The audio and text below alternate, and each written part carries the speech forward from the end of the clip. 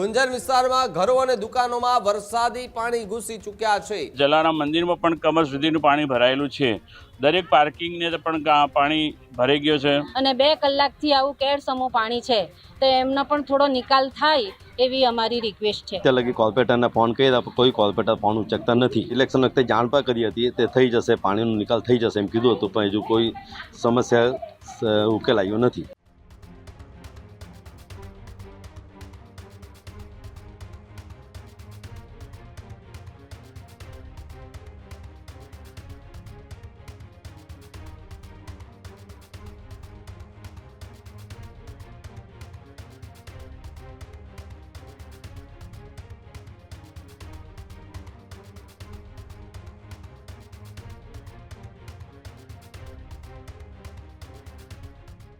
વાપી સહિતના વિસ્તારોમાં red alert જાહેર કરવામાં આવ્યું છે ને 1 કલાકમાં 4 ઇંચ વરસાદ નોંધાતા શહેરમાં જળબંબાકારની સ્થિતિ સર્જાય છે।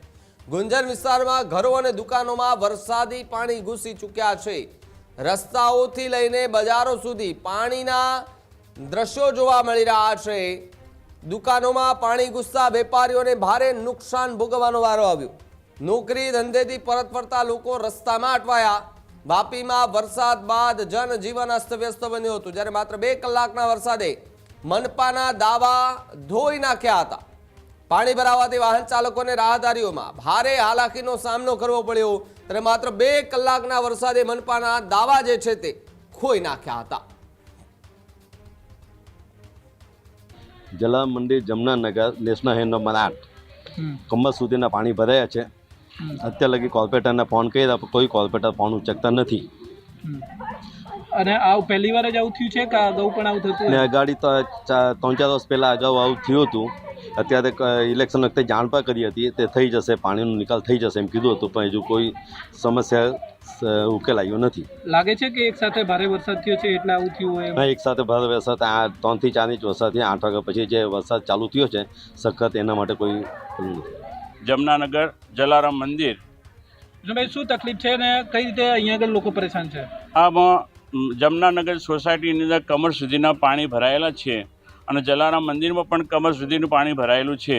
દરેક પાર્કિંગને પણ પાણી ભરાઈ ગયો છે અને દરેક સાધનોની અંદર નુકસાનીનું ભોગવવી પડ્યું છે।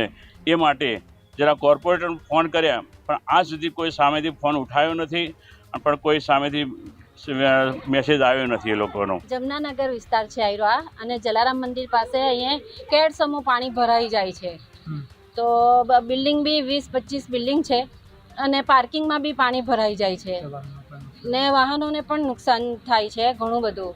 અને જલારામ મંદિર પાસે આ શિવલિંગ છે, શિવલિંગ બી જળમગ્ન થઈ ગયું છે અને 2 કલાકથી આવું કેડસમું પાણી છે, તો એમનો પણ થોડો નિકાલ થાય એવી અમારી રિક્વેસ્ટ છે। ખેડૂત ભાઈઓ છે ખેતરમાં ડ્રોન ઉડાવતા હોય છે, ત્યારે આપણે એક પ્રશ્ન સતાવતો હોય છે કે જે આપણે અત્યાર સુધી જીપીએસ ટેકનોલોજી વાળા ડ્રોન વાપર્યા છે, જેથી કરીને મોબાઈલ ટાવર છે અથવા તો હાઈ ટેન્શન લાઈન પસાર થતી હોય, કોઈ વૃક્ષો હોય, ત્યારે જે જીપીએસ ટેકનોલોજી વાળા ડ્રોન છે એમાં ટકરાય અને ટ્રેસ થાય છે।